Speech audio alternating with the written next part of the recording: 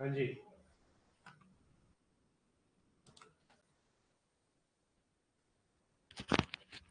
अब्दुल कबीर, कैसे हैं आप बेटा? एक बार बता देंगे वॉइस क्लियर है, पिक ब्यूटीफुल है कि नहीं?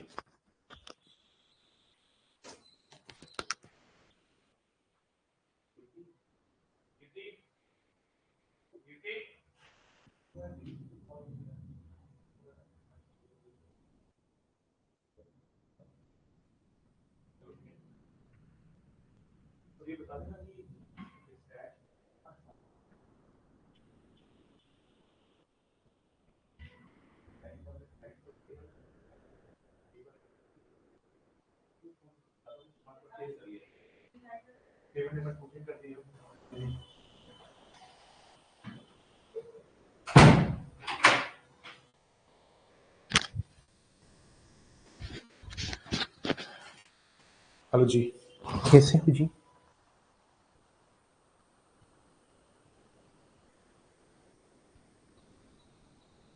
पिछले क्वेश्चन में गलती हो गई है। कौन सा क्वेश्चन है, जरा देख लेंगे। आज डे 3 है। मैंने आपको जनरल डेफिनेशन बेस्ड क्वेश्चंस कराए थे। मैंने एक आपको सैंपल स्पेस के बारे में बताया, एक मैंने जनरल डेफिनेशन बेस्ड क्वेश्चंस आपको करवाए।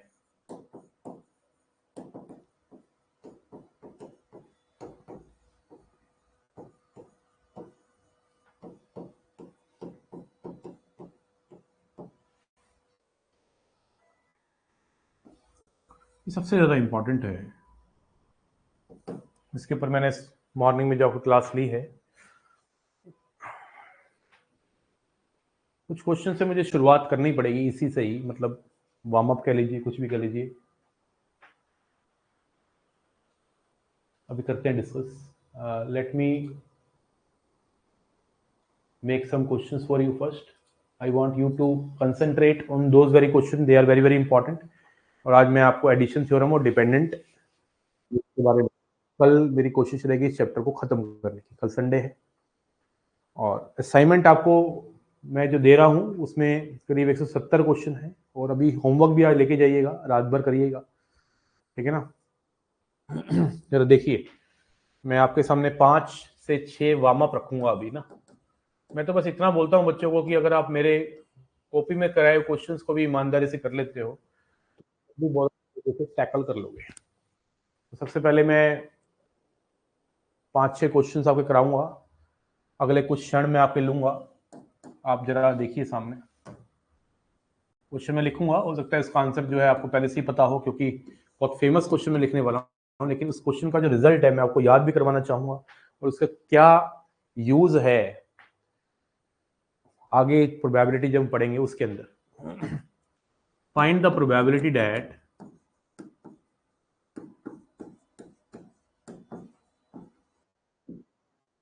in a leap year, in an ordinary year,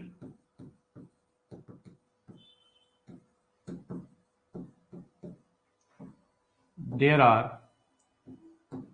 53 Mondays. सबसे पहले तो मैं ये बताना चाहता हूं कि किसी भी ऑर्डिनरी ईयर में किसी भी दिन के 53 होने के चांसेस 1/7 होते हैं। ये आपको रिजल्ट याद करना है, लेकिन मैं थोड़ा सा तुम लोगों को कुछ बताना चाहता हूं। ऑर्डिनरी ईयर के अंदर 365 दिन होते हैं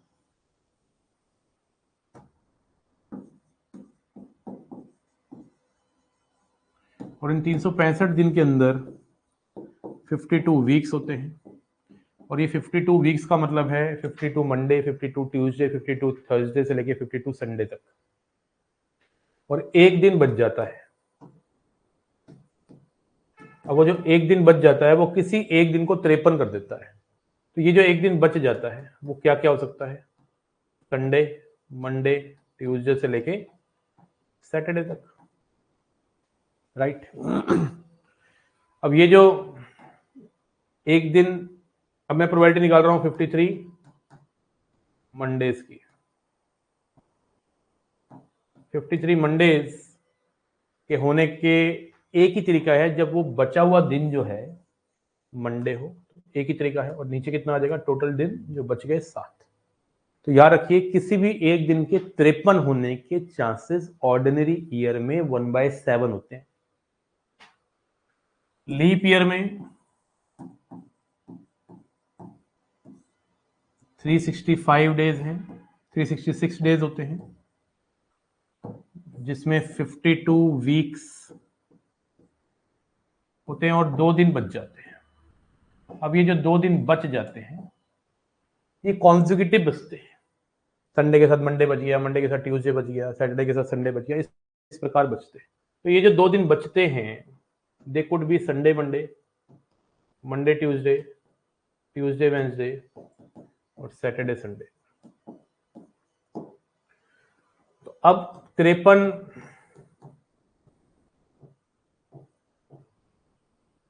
मंडेज होने के लीप ईयर में प्रोबेबिलिटी होगी, क्योंकि मंडे 53 होने के 2 रास्ते हैं। जब जो बचे हुए दिन हो वो संडे मंडे हो तब भी 53 मंडे होते हैं, जब बचे हुए दिन में वो मंडे ट्यूसडे तब भी 53 मंडे होते हैं। तो 2 तरीके से 53 मंडे हो सकते हैं, तो 2/7।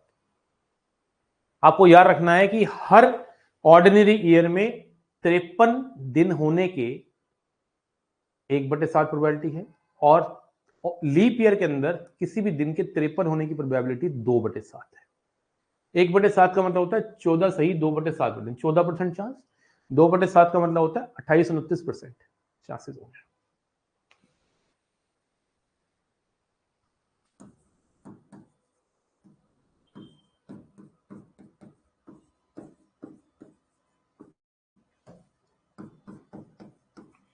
Find the probability that in a leap year there are 52 Tuesdays,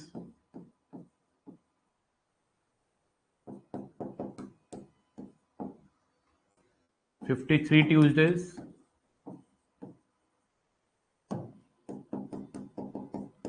54 Tuesdays।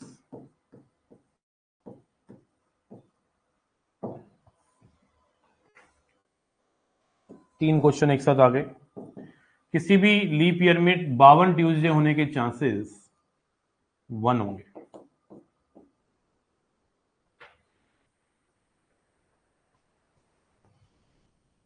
Hundred percent 52 तो होते ही है ना, 52 के लिए क्या सोचना। 53 के लिए बता दिया 2/7 ठोकना है, 54 हो नहीं सकते, 0। This is sure event, sorry, this is sure event, sorry, this is sure event 100% ना बनाया। दिस इज इम्पॉसिबल इवेंट,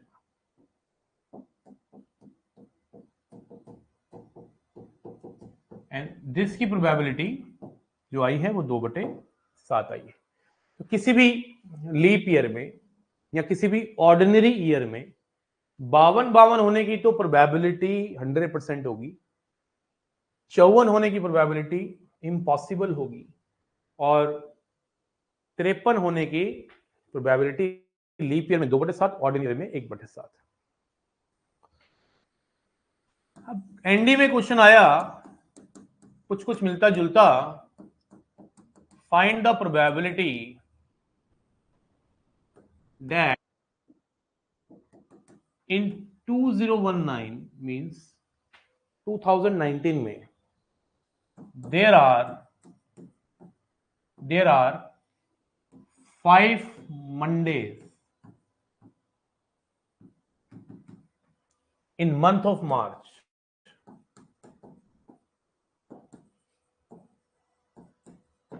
मार्च के महीने में 2019 में 5 मंडेज होने के कितने तरीके हैं।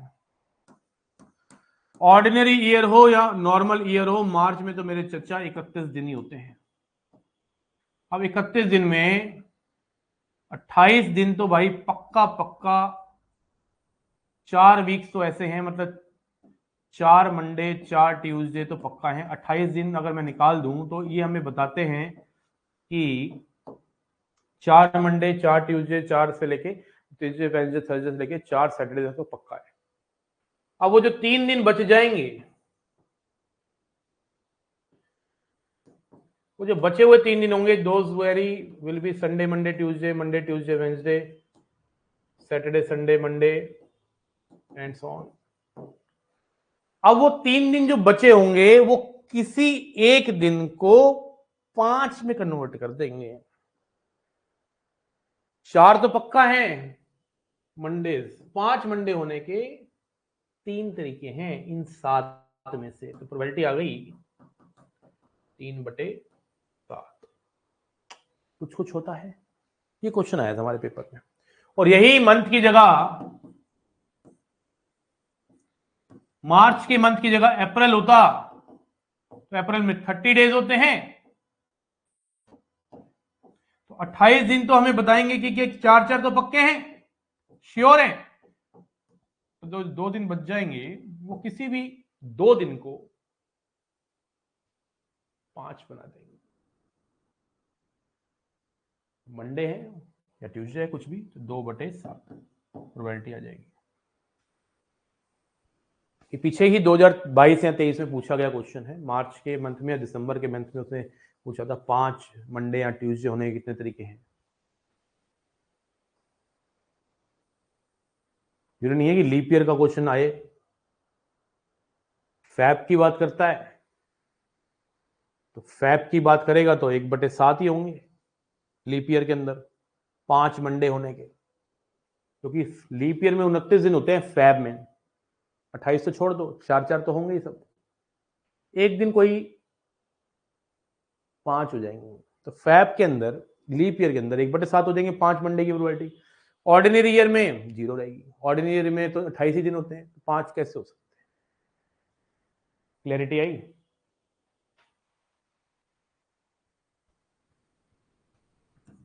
Warm up number 2। Warm up में ही बहुत कुछ छुपा है, मेरी कॉपी के क्वेश्चंस में ही बहुत कुछ छुपा है, उससे नोट्स बनाने हैं।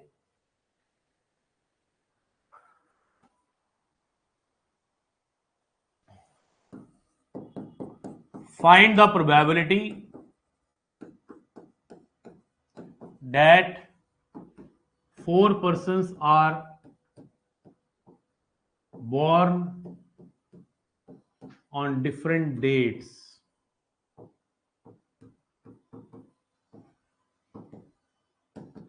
in ordinary year।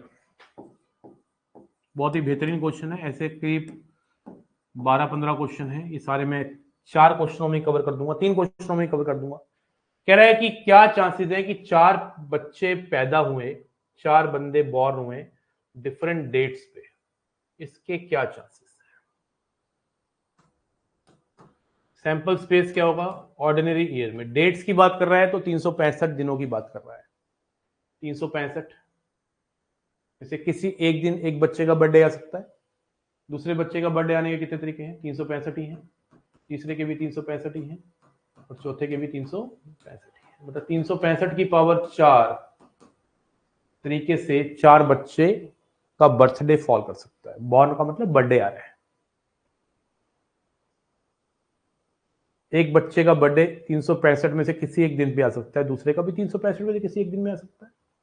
अब वो कह रहा है क्या चांसेस है सबका डिफरेंट डेट्स पे आए। तो अगर एक का बर्थडे किसी 365 में से किसी एक दिन में आ गया, तो दूसरे का 364 तरीके से आएगा। उस डेट पे उसको पैदा नहीं होना, उसको पता है क्वेश्चन चल रहा है प्रोबेबिलिटी का, वो कहेगा मैं ना आ रहा भाई, प्रोबेबिलिटी का क्वेश्चन चल रहा है।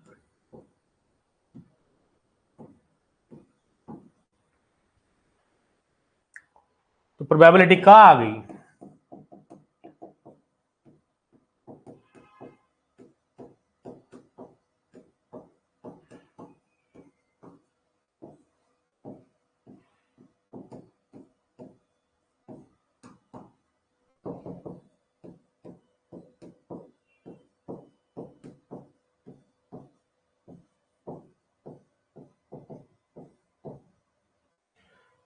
This value is tending to 1 ना।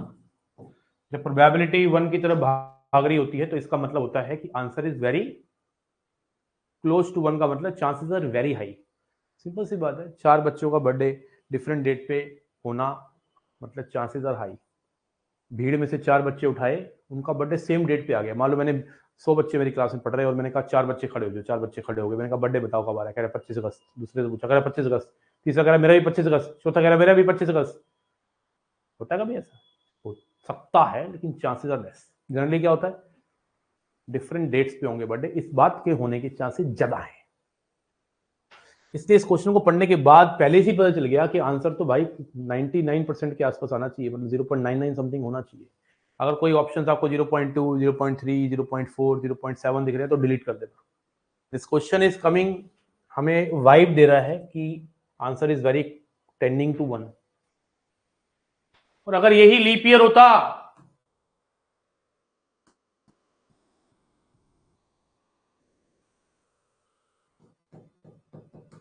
तो नीचे आता 366 की पावर 4,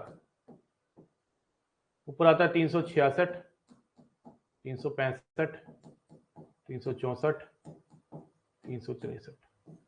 ये से कट गया। और यही अगर वो कहता कि 4 पर्सन बॉर्न हुए डिफरेंट मंथ में, डेट्स की जगह डिफरेंट मंथ्स बोल देता, तो मंथ्स में होते हैं 12।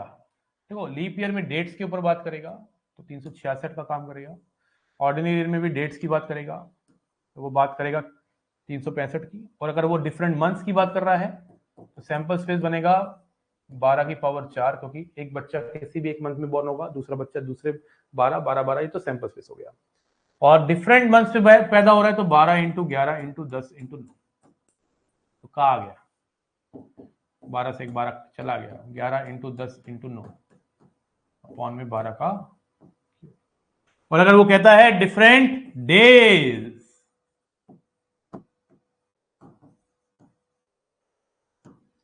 तो प्रोबेबिलिटी डेज का मतलब होता है 7 की पावर 4।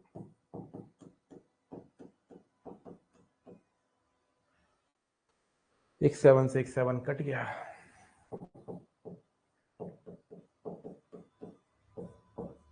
ये तो हो गया पहली वैरायटी का क्वेश्चन, जब the persons are born on different dates, different days, different months. Different dates में भी 2 केस, ऑर्डिनरी या लीप ईयर। आप समझ रहे हैं बात हो? और इस क्वेश्चन के होने के चांसेस, इस क्वेश्चन के अंदर जो माल मटेरियल माना गया है उसके होने के चांसेस ज्यादा है बहुत। जनरली ऐसा ही होता है, डिफरेंट डेट्स पे बर्थडे आते हैं, इसके चांसेस ज्यादा है। ठीक है, 4 क्वेश्चन एक ही क्वेश्चन में करा दिए, समझ रहे हो? 4 क्वेश्चन एक ही क्वेश्चन में करा दिए। अब आता है warm up number 3।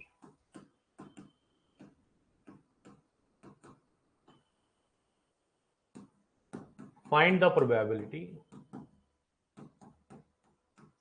that 4 persons are born on same date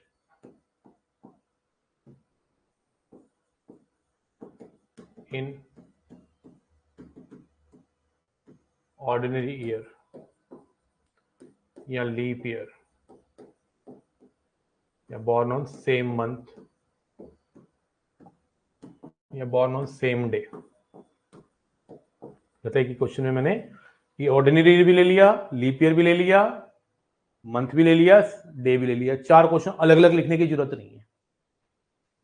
अब पहले तो सैंपल स्पेस की बात करते हैं, लीप ईयर वाले क्वेश्चन की बात, ऑर्डिनरी ईयर के क्वेश्चन की बात करते हैं। सैंपल स्पेस क्या रहेगा? 365 की पावर 4। अब वो कह रहा है कि सेम डेट पे बोर्न हो जाए। अब इसमें तो केस बन गया भाई, सेम डेट पे ऐसा भी तो हो सकता है सारे 1 जनवरी को बोर्न हो, या फिर सारे 2 जनवरी को बोर्न हो, या फिर सारे 3 जनवरी को बोर्न हो, या फिर या फिर 31 दिसंबर को बोर्न हो। प्रोबेबिलिटी आ गई, नीचे तो आएगा 365 की पावर 4, ऊपर क्या आएगा? ऑल आर बॉर्न ऑन 1 जनवरी, चारों के चारों एक ही जनवरी को पैदा हो, क्योंकि उसने बोला सेम डेट पे पैदा होने चाहिए। एक केस ये हो गया। दूसरा केस हो सकता है 2 जनवरी हो जाए, तीसरा केस 3 जनवरी, या फिर ऐसा हो सकता है 31 दिसंबर। कितना आएगा?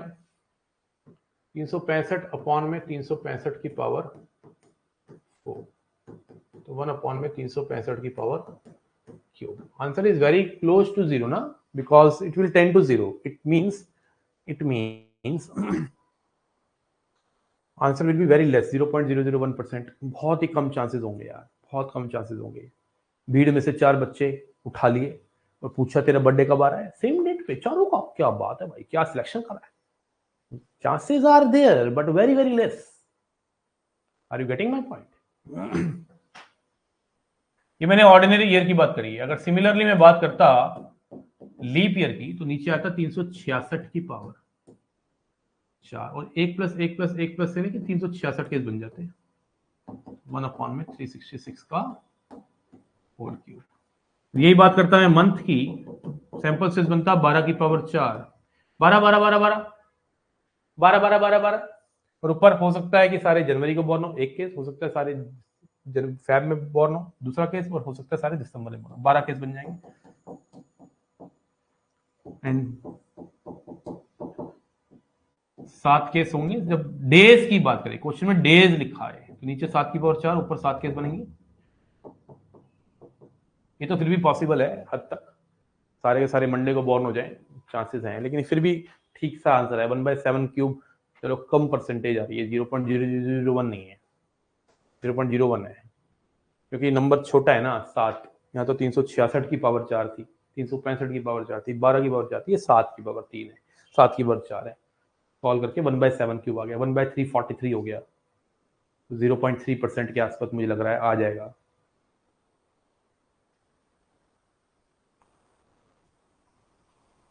Warm up number 4. ये सब जनरल डेफिनेशन बेस्ड क्वेश्चन बन रहे हैं. फिर से एक क्वेश्चन लेते हैं जिसमें 4 केस डालेंगे. Find the probability that 4 persons are born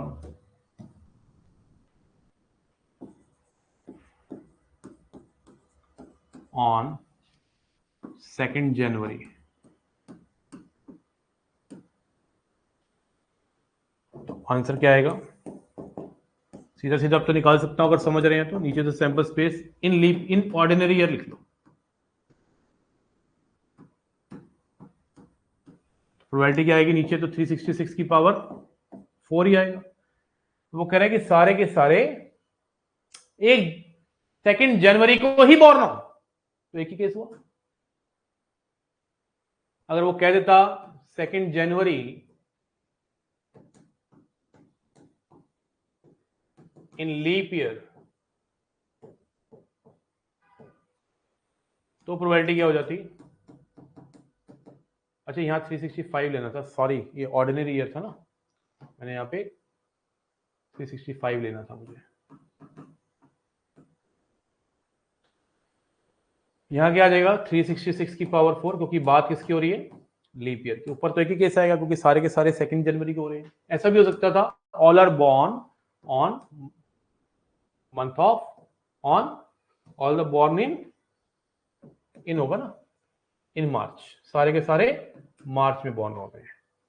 फिर ऑर्डिनरी ईयर और लीप ईयर उसको लिखने की जरूरत नहीं है, सारे के सारे मार्च में बॉर्न हो रहे हैं. नीचे क्या आ जाएगा? 12 की पावर 4, सारे के सारे मार्च में बॉर्न हो रहे हैं, एक ही केस आएगा. And all are born on Monday, Monday को बॉर्न हो रहे हैं, 1/7 की पावर 4. तीनों क्वेश्चन समझ आए? तीनों क्वेश्चन में 4 पार्ट डाले. ऑर्डिनरी ईयर अलग ले लिया, लीप ईयर अलग ले लिया, मंथ अलग ले लिया और डे अलग ले लिया. ये था वार्म अप नंबर 4. अब आइए वार्म अप नंबर 5 पे. Find the probability that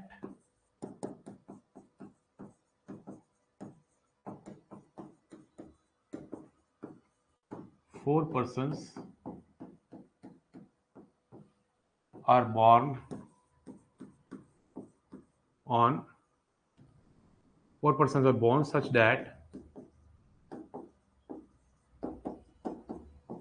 exactly 2 of them are born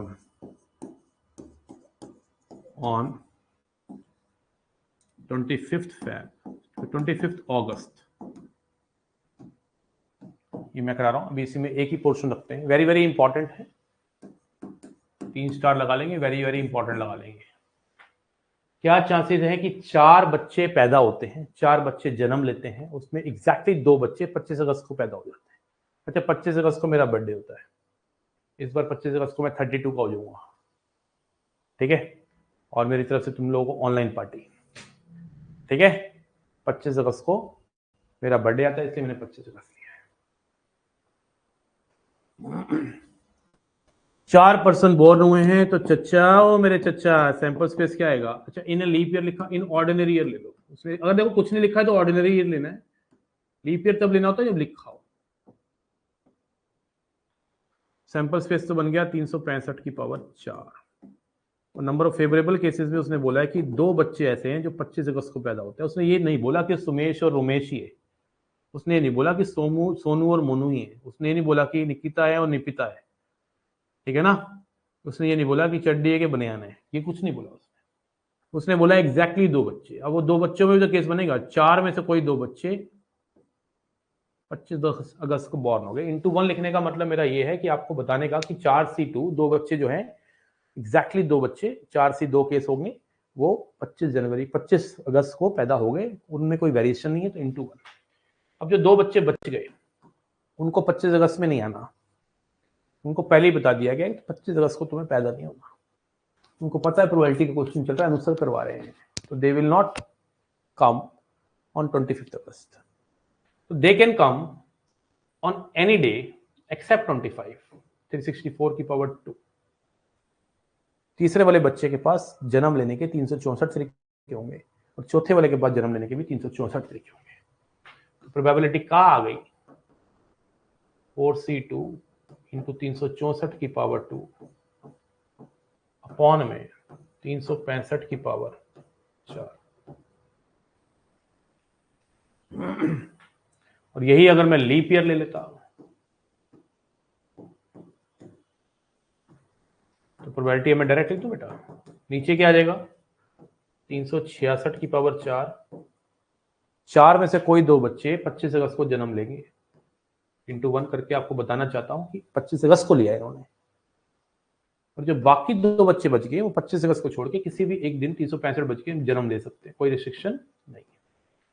question ऐसा भी बना सकता है, find the probability that 4% of boys such that exactly 2 of them are born on month of March. अब month की बात कर दी, तो सैंपल स्पेस भाई 12 की पावर 4 आएगा। 4 में से कोई 2 बच्चे मार्च में जन्म ले लेंगे, और जो 2 बच्चे बच गए उनको बता दिया गया बेटा तुम्हें नहीं आना है मार्च में, क्योंकि पेपर क्वेश्चन चल रहा है, आंसर क्वेश्चन करा रहे हैं, तो वो क्या करेंगे, किसी भी और महीने में बॉर्न हो जाएंगे, 11 और 11। और यही क्वेश्चन होता born on Monday, exactly 2 are born on Monday. तो प्रोबेबिलिटी जो होती नीचे आती 7 की पावर 4, और 4 में से कोई 2 बच्चे मंडे को बॉर्न कर लेंगे, और बाकी 2 बच्चे किसी भी दिन में पैदा हो जाएंगे। अगर वो भी ये भी बोल देता कि बाकी 2 बच्चे किसी और डिफरेंट डेज पे होंगे, तो 6 इंटू 5 होता, 11 इंटू 10 होता, 365 इंटू 364 होता, और 364 इंटू 363 होता। अगर उन दोनों के लिए भी बोल देता डिफरेंट डेट्स पे होंगे, तो अच्छा, किस किस को क्लियर है ये पांचों वार्म अप? हाँ जी, अब मैं चैट को ऑन करूंगा, आपसे पूछूंगा कि जुबान केसरी हुई कि नहीं, मामला ओम प्रकाश हुआ कि नहीं। I want you to tell me, did you get something और नॉट? क्लियर है गौतम जी? लास्ट वाला सर, प्रियांशु शाह, आज तो तुम्हें मिल गया पार्सल। प्रियांशु शाह मिल गया तुम्हें मॉक टेस्ट, क्लियर है गौरव? प्रोबेबिलिटी बहुत टफ लग रहा है, प्रोबेबिलिटी से इजी कोई टॉपिक नहीं है। स्पेसिफिक डेट देते तो क्या होता, सबके स्पेसिफिक देते तो क्या होता, तो into one into one into one into one हो जाता, उसमें क्या है ना।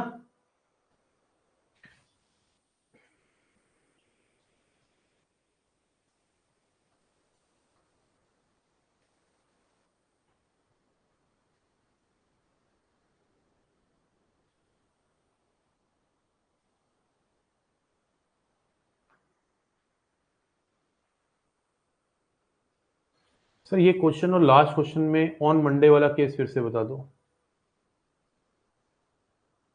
12th का मैथ्स करेगा तब भी हो जाएगा, बताओ अब की आ जाएगी बेटा। तो मुझे मॉक टेस्ट नहीं मिला, मिल जाएंगे बेटा। एड्रेस भरा ना तूने सही, एड्रेस सही भरी है बस। मॉक्स मिल गए, हसीनू मिल जाएंगे बेटा, टेंशन मत ले, निकले हुए हैं सबके। 15 को टेस्ट है, उसकी तैयारी कर, सबका बदला लेंगे। एटलीस्ट नहीं आएगा इसमें। देखो वो कह रहा है कि 4 बंदे बॉर्न हुए exactly 2 are born on Monday. अब मंडेज की बात करिए तो इसका मतलब टोटल दिनों की बातें कर रहा है, तो सैंपल स्पेस बनेगा 7 की पावर 4 नीचे। परफेक्ट स्क्वायर बोला था, उसमें जब डिस्टिंक्ट वैल्यूज आए थे तो आपने इंटू 3 किया, पर जब आपने परफेक्ट क्यूब वाला किया तो डिस्टिंक्ट वाले में इंटू 6 क्यों किया? क्योंकि वो 3 फैक्टोरियल था ना, है ना। 8 वाला केस जो है 1 to 4 होगा ना, 1 to 4 सारे डिफरेंट है तो 3 फैक्टोरियल हुआ, है ना। 1 to 4 वाले में कह रहा है ना तू, जब परफेक्ट क्यूब 8 होगा तो 1 to 4 को घुमाने के कितने तरीके होंगे? 3 फैक्टोरियल तो होंगे, 1 to 4, 1 4 2 2 1 4 2 4 1 4 1 2 4 2 1। जो पहले वाले केसेस है उसमें 3 फैक्टोरियल बाय 2 फैक्टोरियल था, दो अलाइक थे ना, इसलिए जब सारे डिफरेंट होते हैं 3 फैक्टोरियल, इसलिए बच्चे। परफेक्ट स्क्वायर वाले में भी 3 में भी 3 फैक्टोरियल होता ना बेटा, उसमें एक ही में 3 फैक्टोरियल था, बाकी तो सभी में अलाइक ही थे दो, तो 3 फैक्टोरियल बाय 2 फैक्टोरियल 3 आना था। तुम देखा नहीं है इसका ढंग से, एक बार देखियो जरा। तो जब हम कह रहे हैं कि 4 बंदे में से 2 बंदे एग्जैक्टली मंडे को बॉर्न हुए हैं, तो 4C 2 इंटू 1 तो समझ आ गया तुझे, और इंटू 1 किया तो बेटा। और बाकी जो 2 बंदे होंगे वो मंडे को बॉर्न नहीं होंगे, कोई 6 में से किसी एक दिन बॉर्न होंगे, तो 6 इंटू 6 इंटू 1 का मतलब बताना चाह रहा हूं कि 4C 2 में से जो मैंने सिलेक्ट किया उनको और कहा तुम मंडे को बॉर्न हो गए, एक ही तरीका है। जब बता ही रहे कि तुम मंडे को बॉर्न हो रहे तो कोई केस थोड़ा ना बना। तो परफेक्ट स्क्वायर वाले में 2 3 6 में इंटू किया था, 3 किया था, कैसी बातें कर रहा है यार, ध्यान नहीं है बेटा तेरा। 36 में 12 केस बनाए थे, समझ रहा है। तो मंडेज में, क्योंकि डेज की बात कर रहे हैं ना, जब डेज की बात करता है तो 7 दिनों की बात होती है, मंथ की बात कर रहे हैं तो 12 की बात होती है, और ईयर की बात करें तो ऑर्डिनरी ईयर होगा तो 365 की बात होती है, और लीप ईयर होगा तो 366 की बात होती है। क्योंकि ईयर की बात जब वो करता है तो दिनों की ही बात कर रहा है, इसका मतलब। समझ आया प्रांशु भाई? अब्दुल क्लियर है बच्चे?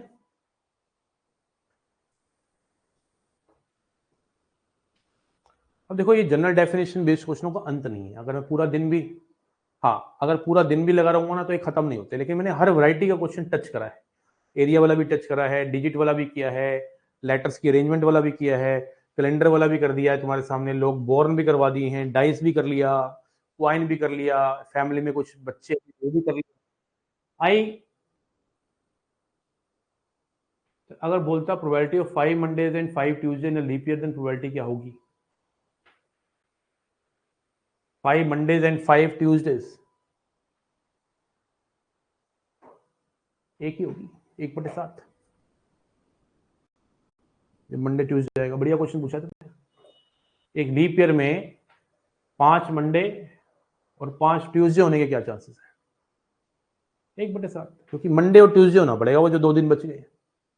Nice question, I like it यार, कल कराऊंगा अपने स्टूडेंट्स को। आइए थोड़ा आगे बढ़ते हैं। मैं आपको थोड़ा सा कुछ याद दिलाना चाहता हूं, थोड़ा सा मैं याद दिलाना चाहूंगा। वेन डायग्राम बेस्ड क्वेश्चन लिखो, ऑब्वियस वाला होगा, बिल्कुल ऑब्वियस वाला है बेटा। लिखो वेन डायग्राम बेस्ड क्वेश्चन। इसके अंदर आपकी डिपेंडेंट इवेंट्स भी पढ़ाऊंगा मैं। थोड़ा सा पहले मैं तुम लोगों को बेस बना देता हूं। आज मैं आपको काफी कुछ पढ़ाने वाला हूं। चैट अगले 15 मिनट के लिए बंद रहेगी। सब करवा दिए बेटा प्लेइंग कार्ड्स वाले, अभी आने हैं प्लेइंग कार्ड्स वाले, और काम हुआ, डोंट वरी, सबका बदला लेंगे बेटा। देखो मैं थोड़ा सा याद दिलाना चाहता हूं कि probability of A union B कितना होगा।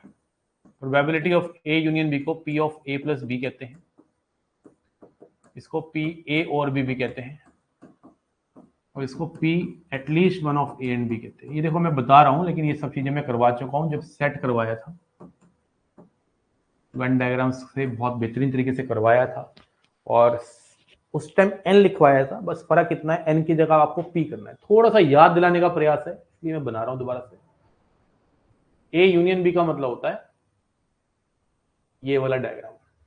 बस फर्क इतना है, उस टाइम पे हमने यूनिवर्सल सेट लिया था और अब हम सैंपल स्पेस ले रहे हैं। ये a है, ये b है। a यूनियन b का कॉम्प्लीमेंट क्या होगा? a complement intersection b complement, a complement intersection b complement. इसको हम नाइदर ए नॉर बी भी कहते हैं।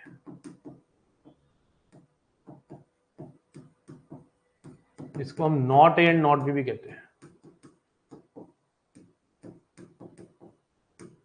ये सब लिखवा चुका हूं, बस n की जगह p कर रहा हूं। और इसको निकालते हैं 1 माइनस ईदर ए और बी।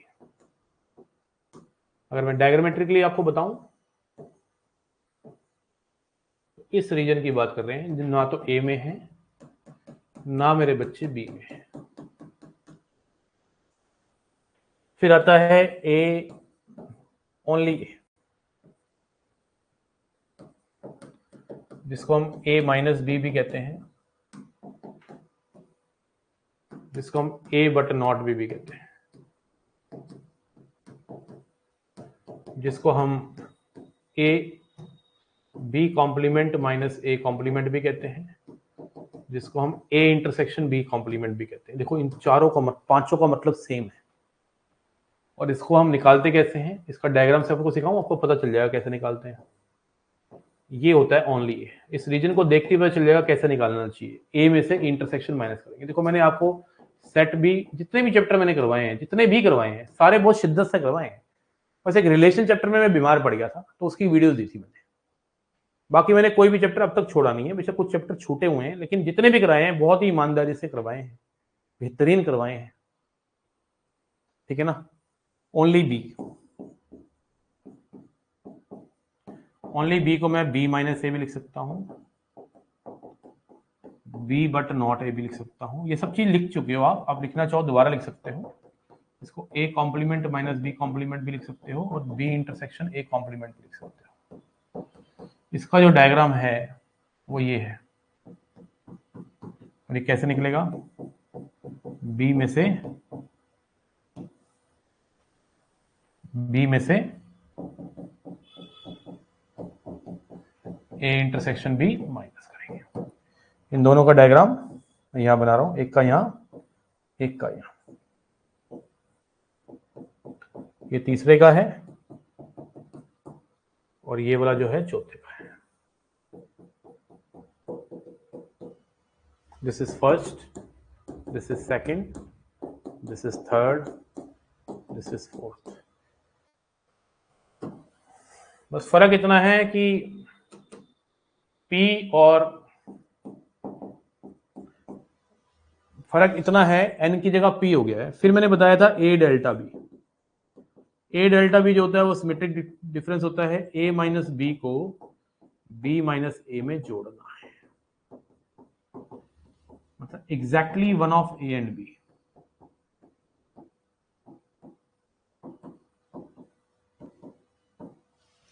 इन दोनों को जोड़ दो।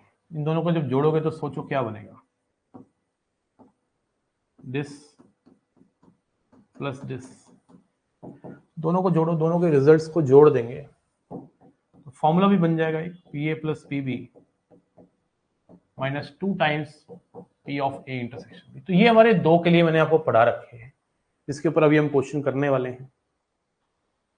Are you getting my point? ये सब चीजें मैंने करवा रखी है। एक बार मैं 3 वाला भी बताना चाहता हूं, एक ही फॉर्मूला बस अभी तो, A union B union C. इसको बोलते हैं ए और बी और सी। फॉर्मूला होता है इसका, ए बी सी को ऐड करो, दो दो के इंटरसेक्शन माइनस करो,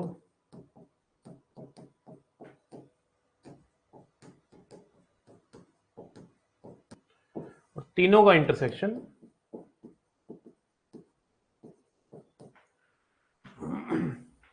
ऐड करो। ये 6 बहुत ज़्यादा इंपॉर्टेंट है। और आई मस्ट टेल यू एक बहुत ही इंपॉर्टेंट बात, दो के लिए कह लो या 3 के लिए कह लो, कि म्यूचुअली एक्सक्लूसिव इवेंट्स कौन से होते हैं।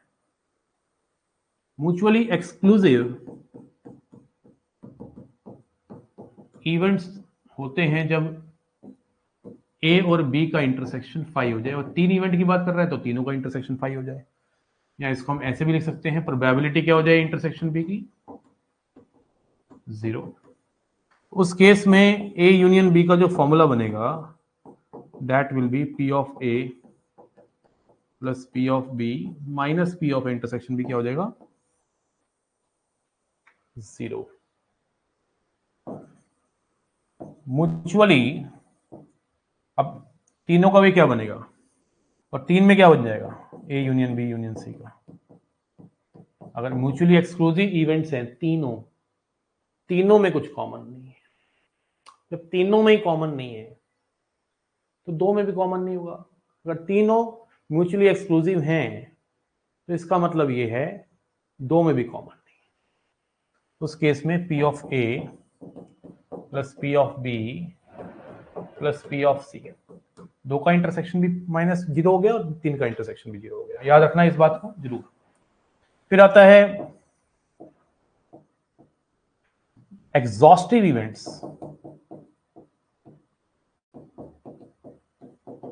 एग्जॉस्टिव इवेंट्स में यूनियन जो होता है,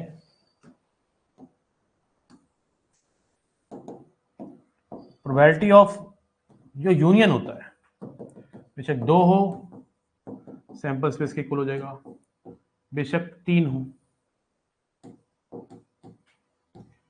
तो सैंपल स्पेस के इक्वल हो जाएगा। मतलब दूसरे शब्दों में अगर P के हिसाब से बताऊं तो probability of A union B 1 हो जाएगी, 3 के हिसाब से बताऊं तो A union B union C भी 1 हो जाएगी।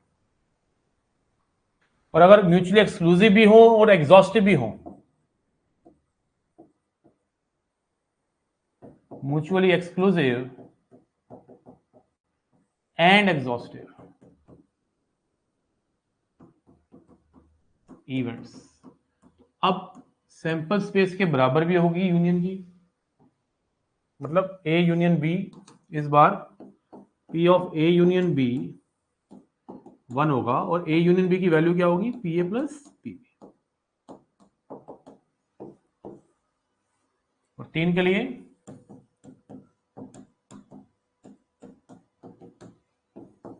म्यूचुअली एक्सक्लूसिव भी एग्जॉस्टिव भी, एग्जॉस्टिव की जगह वजह से 1 लिखा है।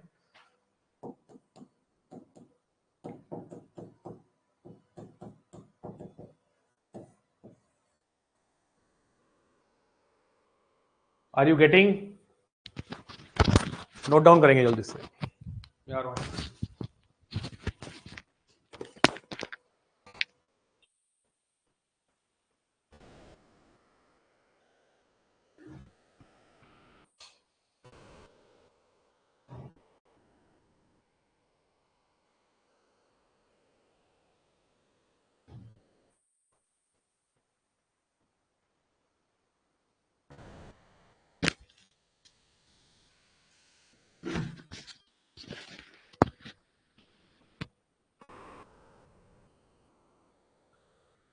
जैसे मान लो मैंने बोला इसके ऊपर मैं 7-8 क्वेश्चन करवाने वाला हूं, अब ध्यान से देखना।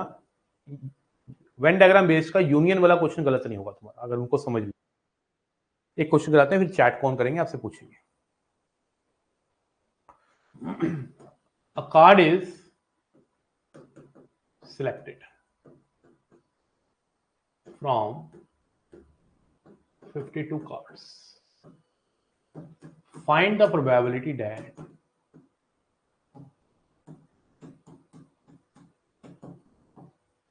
it is either red or face card.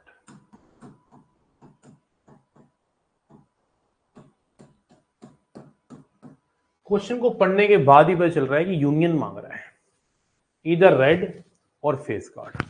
Question को पढ़ने के बाद ही पता चल रहा है कि ये यूनियन का क्वेश्चन आ गया है, इधर रेड। आपको पूरा सिस्टमेटिक वे में पूरा लिखना लुकना नहीं है, स्कूल में जैसे करते थे, रेड यूनियन फेस कार्ड ना, यूनियन मांग रहा है।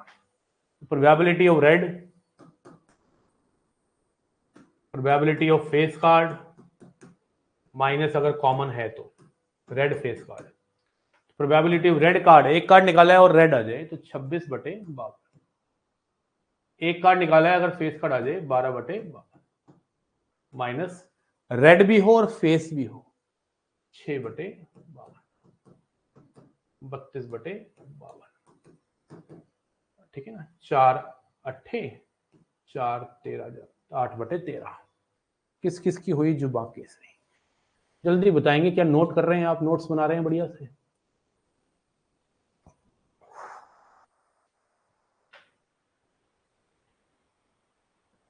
अब मैं इसके ऊपर 7-8 क्वेश्चन करवाने वाला हूं।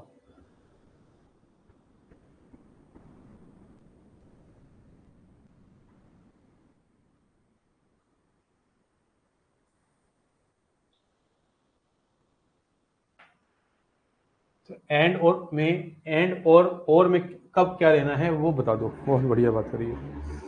एंड का मतलब होता है इंटरसेक्शन, और का मतलब होता है यूनियन। सर और में 3/7 होगा ना सर, इधर रेड और फेस कार्ड 3/7। क्या कहना चाहता है? क्यों, सैंपल स्पेस तो था ना प्रियांशु, एक कार्ड निकाला है तो 52 तरीके थे, 52C1 लिखा नहीं है मैंने यहाँ पे सैंपल स्पेस, छोटी छोटी बातों में सैंपल स्पेस होना लिखता है कोई, बड़े हो गए बेटा अब। एक कार्ड निकाला है, सैंपल स्पेस का झमेला क्यों नहीं है, 52C1 है ना। करेंगे इस बारे में बात, अभी इसका बता पहले गौरव।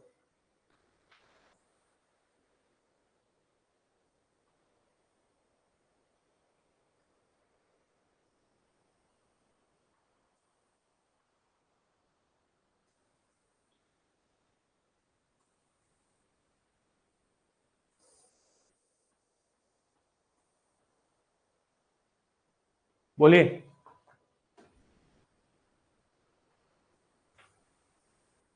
Question number 2, if A and B are mutually exclusive and exhaustive events,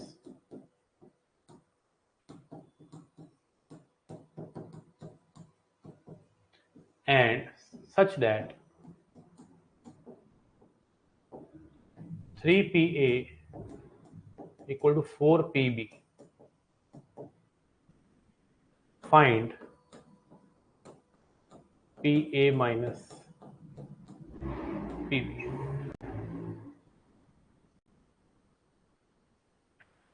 अब की बार वो कह रहा है कि ये जो दो इवेंट्स हैं वो म्यूचुअली एक्सक्लूसिव भी हैं और एग्जॉस्टिव भी हैं, दोनों हैं। तो बताइए PA माइनस PB क्या होगा अगर ये म्यूचुअली एक्सक्लूसिव भी है और एग्जॉस्टिव भी है। पहली बात तो अगर मैं एग्जॉस्टिव की बात करूं तो P of A union B 1 हो गया, और P of A union B जो है that will B PA plus PB, minus intersection मत लिखना क्योंकि म्यूचुअली एक्सक्लूसिव है, वो तो 0 ही है। PA प्लस PB की वैल्यू 1 है। अब यहां से हम एक वैल्यू निकालते हैं, पहले PA को PA रहने देते हैं और PB की जो वैल्यू है वो 3/4PA होगी। यहां से PA की जो वैल्यू आ गई वो 4/7 आ गई, तो PB की कितनी आ जाएगी 3/7, कितनी आ जाएगी 3/7। तो PA माइनस PB कितना हो जाएगा 4/7 माइनस 3/7, कितना आ गया 1/7, कितना आ गया 1/7। बोलो हाँ या ना।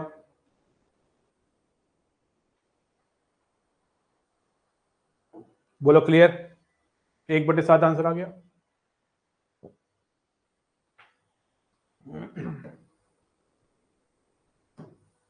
अगला करते हैं,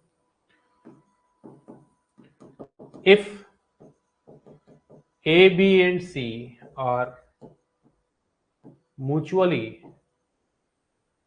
exclusive and exhaustive events,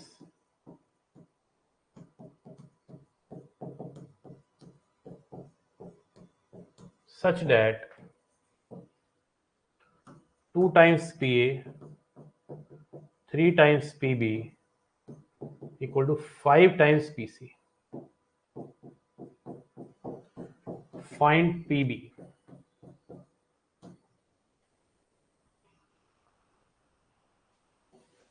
बेटा आना है, अभी कराऊंगा ना, इसी के अंदर है ये जो बोल रहे हो आप। 3/7 आएगा उसका आंसर। अभी आ रहे हैं बेटा, टेंशन नहीं लेने का, डबल जीने का। प्रांशु सब कुछ मुझ पे छोड़ देने का, तो मैं तुझ पे सब कुछ छोड़ देता हूँ। तू मुझ पे छोड़ दे, मैं तेरे पे छोड़ देता हूँ।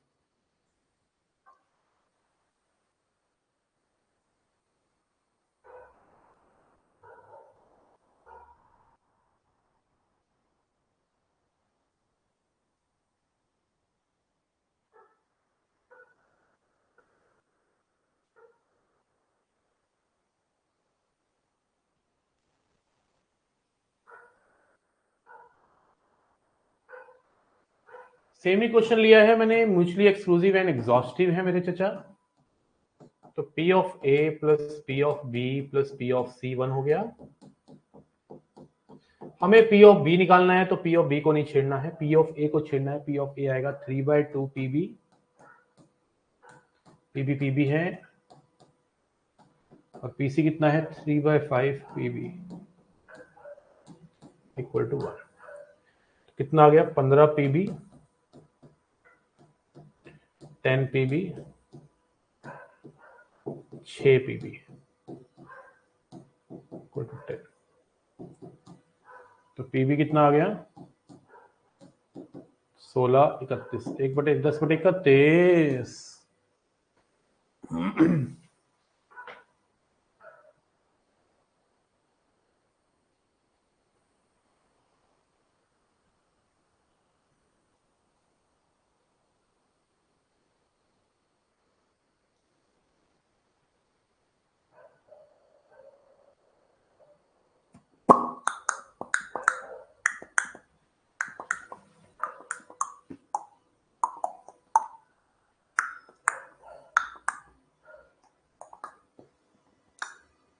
बताइए क्लियर है कि नहीं? किस किस का आया एक बार बताएंगे चैट पे। मोहन 10/31, प्रांशु का आ गया, बाकी सो रहे हैं का? गौरव बहुत बढ़िया। Find the probability that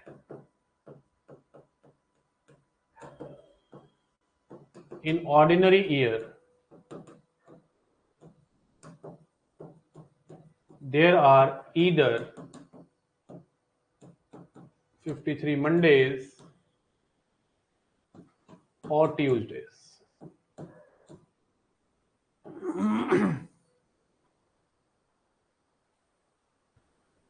Either और 53 मंडे और, ये यूनियन को रिप्रेजेंट करता है। 53 मंडे और 53 Tuesday, 53 Monday plus 53 Tuesday minus 53 Monday and 53 Tuesday. 53 Monday होने का कहा तरीके होंगे, 1/7, इसका 1/7 माइनस कुछ कॉमन नहीं होगा क्योंकि एक दिन बचा है। अगर वो 53 मंडे बना रहा है तो 1/7 मंडे ही होगा वो बचा हुआ दिन। ट्यूसडे के केस में बचा हुआ दिन ट्यूसडे ही होगा, तो कॉमन कुछ आएगा ही नहीं। मतलब इस प्रोबेबिलिटी के अंदर, इस क्वेश्चन के अंदर जो दो इवेंट बन रहे हैं ए और बी, 53 मंडे और 53 ट्यूसडे वाले, वो म्यूचुअली एक्सक्लूसिव इवेंट्स बन रहे हैं। Nothing is common in them. तो आंसर इज 2/7। मैं उम्मीद कर रहा हूं क्लियर हो रहा है।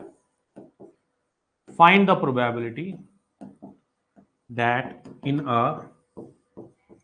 Leap year there are 53 Mondays or Tuesdays.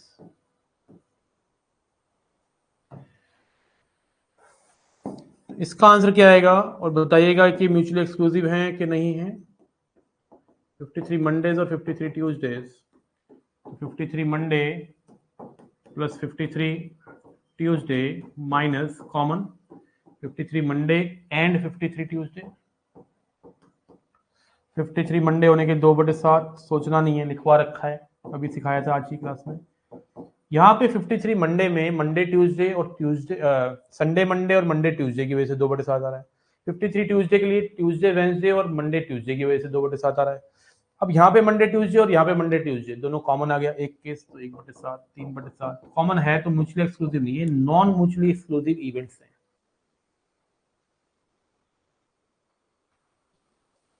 Are you getting my point? Common क्या है भाई, ये किसकी वजह से है, ये 2/7 मंडे ट्यूसडे और संडे मंडे की वजह से ना, ये किसकी वजह से है, मंडे ट्यूसडे और ट्यूसडे वेंसडे की वजह से। तो कॉमन क्या हो गया, Monday Tuesday. Find the probability that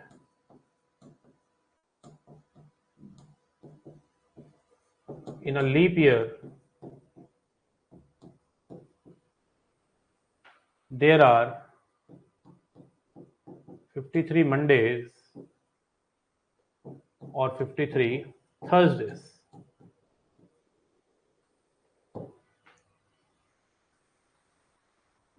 answer चाहिए, मन में निकाल सकते हो।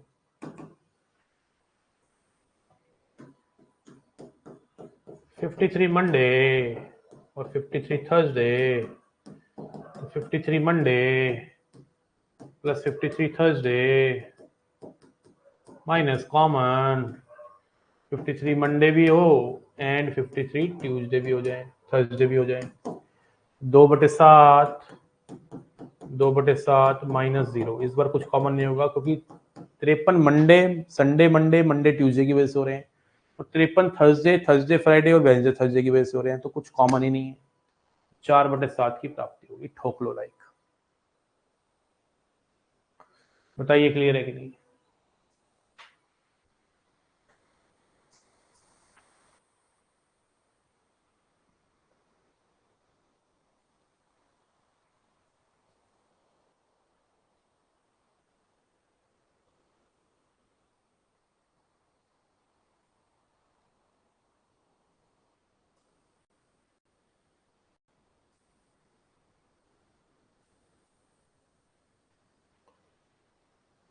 अगर एंड होता देन नॉट पॉसिबल, ये तो पॉसिबल ही नहीं है ना यार, तो पॉसिबल नहीं होता। ये म्यूचुअली एक्सक्लूसिव सेट्स हो गए। हो जाए, बना दूं एक, लिखिए question. In a bag there are 100 nuts and 60 bolts. Half of the nuts are rusted and 60% bolts are non-rusted. An item is selected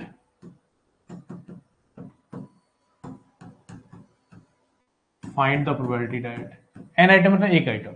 अच्छा, ये 2 आइटम निकलवा लेता तो कॉम्बिनेशन लगा लेते, 100 C2 160 C2 हो जाता सैंपल स्पेस। एक ही आइटम निकालिए तो 160 C1 ही रहेगा, 160 रहेगा। Find the probability that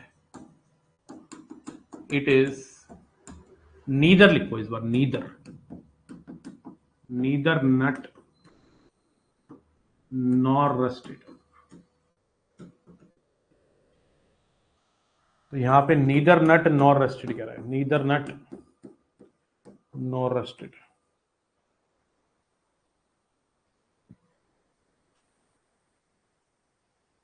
neither nut nor rusted, neither nut nor rusted कैसे निकलेगा, 1 माइनस ईदर नट और रस्टेड। ईदर नट प्लस रस्टेड माइनस रस्टेड नट। सबसे पहले तो डाटा इकट्ठा करते हैं। हमारे पास 100 नट है, 60 बोल्ट है, 50% नट जो है वो रस्टेड है, तो 50 नट कैसे हो गए, नॉन रस्टेड। 60% बोल्ट है नॉन रस्टेड, तो 60 का 60% 36 है नॉन रस्टेड और 24 है रस्टेड। एक आइटम निकाली है, क्या चांसेस हैं वो नट आ जाए? तो नट आने के कितने तरीके हैं? 100, तो 100 बटे 160 प्लस रस्टेड की प्रोबेबिलिटी क्या होगी? रस्टेड के कितने हैं? 50 प्लस 24 74 और माइनस कर दे रस्टेड नट। रस्टेड नट कितने हैं? 50। कोई बच्चे डायरेक्ट शॉर्टकट लगा रहे हो, मत करिएगा उससे। कितना आ गया? 100 में 24 ऐड करेंगे तो 124 बटे 160, 160 में 24 गए 36 बटे 160, 4 9 जा 440, 9/40 की प्राप्ति हुई। किस किस को क्लैरिटी आ रही है, फीलिंग आ रही है? मामला ओम प्रकाश लगा, जल्दी बताएंगे बेटा।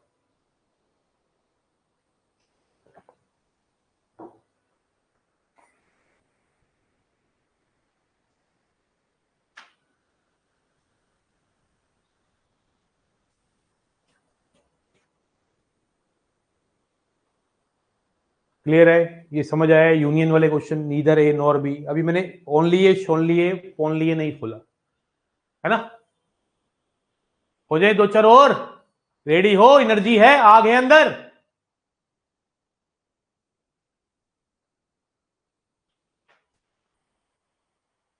बोलो बोलो जल्दी से, है अंदर आग? बुझनी नहीं चाहिए वो आग। A card is selected from 52 cards. Find the probability that it is neither red nor ace nor face। 3 का ले लिया आपने।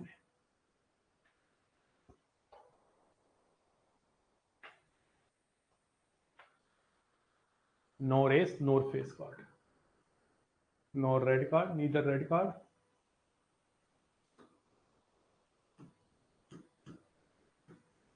nor ace nor face card।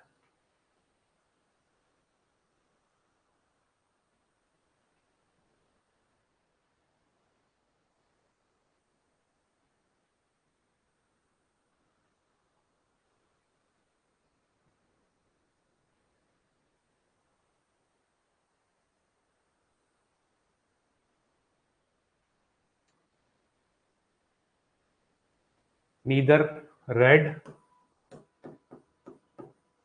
nor ace nor face का कॉम्प्लीमेंट, तो 1 minus red union ace union face.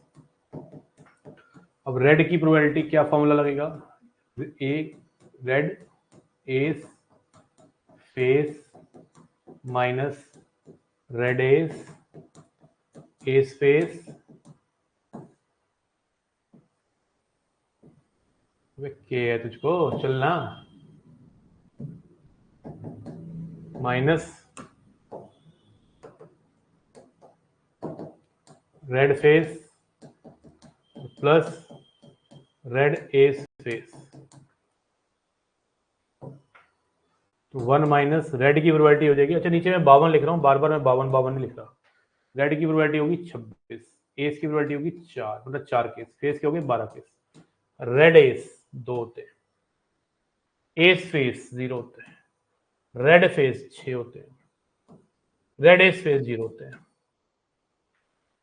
26 4 30, 30 और 12 42, 42 में से 2 गए, 40 में से 6 गए 34, 1 माइनस 34 बटे 52, 52 में से 34 गए 18, 18 बटे 52, 9 बटे 26 की प्राप्ति हुई। ठोक दो लाइक। किस किस का आया देखें? 19 बटे 26 तो गलत है बेटा, 9 बटे 26 आएगा। आराम से करिए, जल्दी नहीं है मुझे किसी भी प्रकार की। I am not in Hari, Hari spoils करी।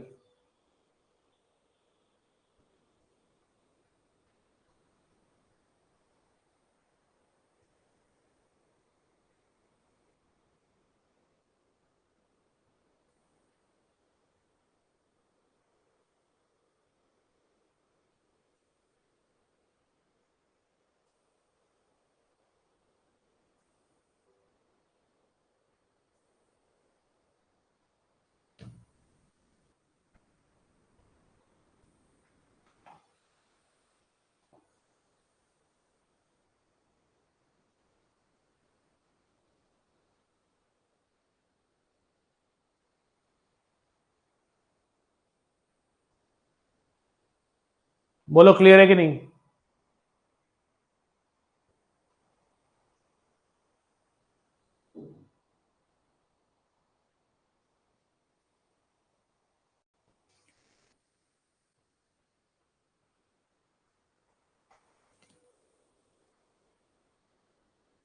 ठीक है, एक क्वेश्चन करके दिखाना है और one more question, last question. Two numbers are selected from first 100 natural numbers.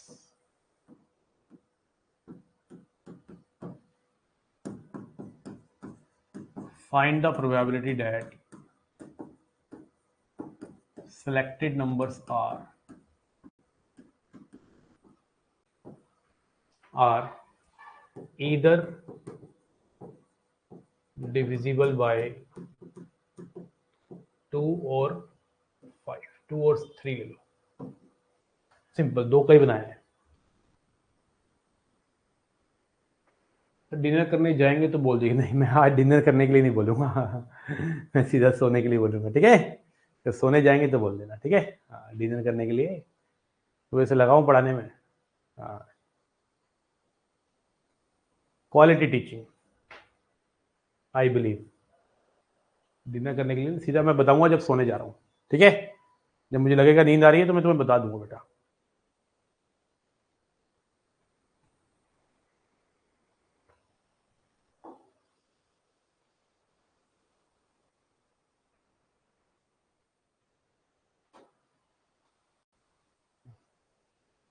Sample space कोई मुझे बताएगा? बताइए ना.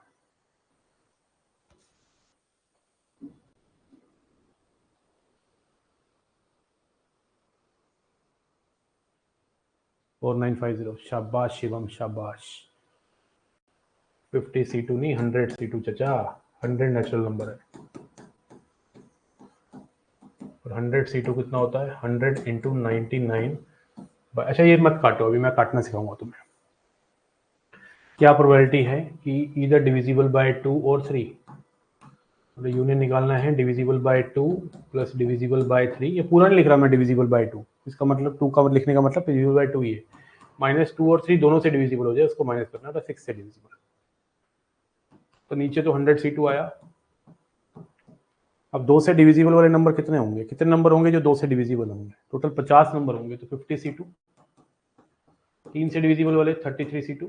और कॉमन कितने होंगे जो 6 से डिविजिबल हो रहे हैं? 16. 16 6 का 96 होता है ना. 16 C2. देखो ऐसी कॉम्बिनेशन जब दिखे ना कैलकुलेशन, तो ऐसे 2 से 2 काट सकते हो. ऊपर क्या बचेगा? 50 इंटू 49 प्लस 2 बार डाउन मल्टीप्लाई ना, नीचे लिख देता हूँ. 50 इंटू 49, 33 इंटू 32, 16 इंटू 15 अपॉन में 100 इंटू 99. ये हो गया 25, ये हो गया 16, ये हो गया 8, ये हो गया 50. नीचे आ गया 4950. ऊपर जो भी आया देख लेना. 1250, 1225. ठीक है ना. 16 × 48, 16 × 48, 480 और 48, 528, 15 8 120. सॉल्व कर ले, तेरा काम आ जाएगा. तेरा आंसर तेरे हाथ में. तेरा आंसर जो आएगा तेरे हाथ में आ जाएगा बेटा. करिए नोट में आया.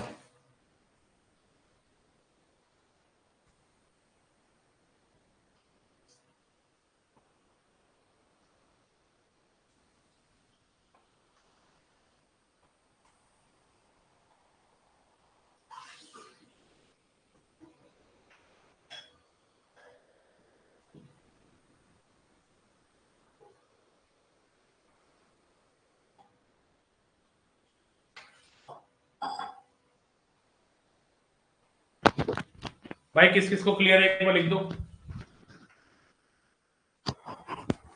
किस किस को क्लियर है एक बार लिख दो।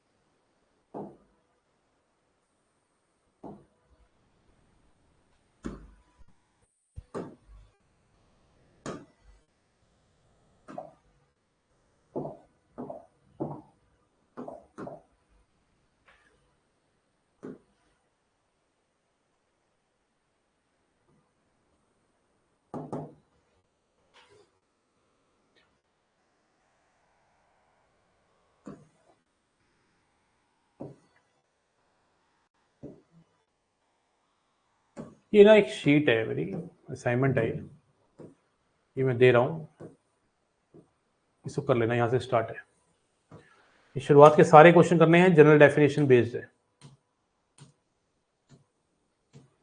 जनरल डेफिनेशन बेस्ड क्वेश्चन है सारे के सारे, इनको करना है। ठीक है, यहां रुक जाना आके इंडिपेंडेंट इवेंट और कंडीशनल प्रोबेबिलिटी पे, यहां रुक जाना आके, बाकी सब कर सकते हो। हाँ, जो भी आया 0.32, मैं उम्मीद कर रहा हूं कि क्लास में मजा आया है। और मैं एक बात बताना चाहता हूं, मुझे आ रही है नींद, अभी कर रहा हूं बेटा। सिर्फ प्रोबेबिलिटी छेड़नी है इसमें, और कोई चैप्टर मत छेड़ना। प्रोबेबिलिटी नीचे मिलेगी, उसकी आंसर की भी नीचे रखी हुई है इसके, ठीक है, इसको करना है बेटा। कल संडे है, मॉर्निंग में क्लास ले लेंगे 9 बजे, सुबह सुबह उठते ही क्लास कर देंगे, तो तैयार रहिएगा। कल मैं आपको कराने वाला हूं डिपेंडेंट इवेंट, कंडीशनल प्रोबेबिलिटी और इंडिपेंडेंट, तीनों एक साथ। चैप्टर ऑलमोस्ट कल ही खत्म हो जाएगा। बस पीवाईक्यू तो तुम्हें दिखाऊंगा, तुम कहोगे ऐसे पीवाईक्यू आते हैं सर बच्चों वाले, ऐसे चुटकी मार के पीवाईक्यू कर दोगे तुम, समझ रहे हो? चलिए, thank you so much. Morning class बेटा 9 बजे होगी, इतना रखते हैं आज के लिए। Thank you so much, bye bye, take care, जय हिंद। ये अपलोड कर रहा हूँ मैं, ठीक है, थैंक यू, टेक केयर।